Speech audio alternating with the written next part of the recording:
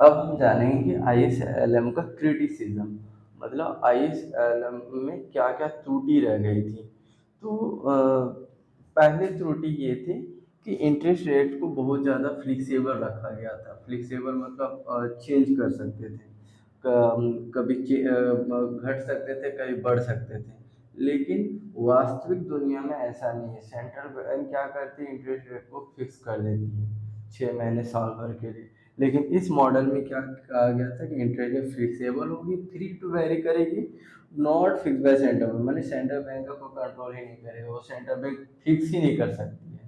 जबकि ऐसा वास्तव में संभव नहीं है। ये पहली त्रुटि थी आईएसएलएम मॉडल की।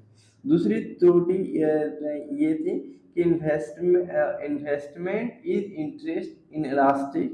तो आईएसएलएम मॉडल ब्रेकडाउन, अगर इन्वेस्टमेंट और इंटरेस्ट के बीच में जो इलास्टिसिटी है वो खत्म हो जाएगी, यानी इंटरेस्ट इन इलास्टिक हो जाएगा, माने इंटरेस्ट इन्वेस्टमेंट का बढ़ने या घटने का कोई भी प्रभाव, अगर इंटरेस्ट बढ़ रहा है या घट रहा है तो उससे इंटरेस्ट रेट में कोई बदलाव नहीं आ रहा है, तो आईएसएलएम क्या हो जाएगा, ब्रेक डाउन हो जाएगा। क्योंकि आईएसएलएम में कहा गया है कि इन्वेस्टमेंट अगर बढ़ेगी तो इंटरेस्ट रेट तब घटेगा, या फिर इंटरेस्ट रेट अगर बढ़ रही है तो इन्वेस्टमेंट को घटना जरूरी है।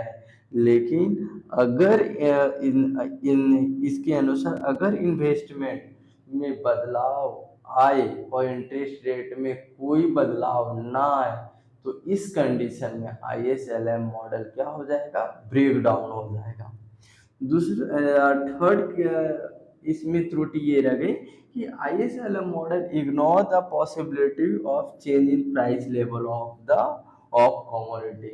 माने आईएसएलएम मॉडल में प्राइस को फिक्स रखने की बात की गई है, जबकि कोई भी गुड्स का यानी वस्तु का प्राइस फिक्स होता नहीं, वो कुछ दिन या कुछ समय में बदलता रहता है।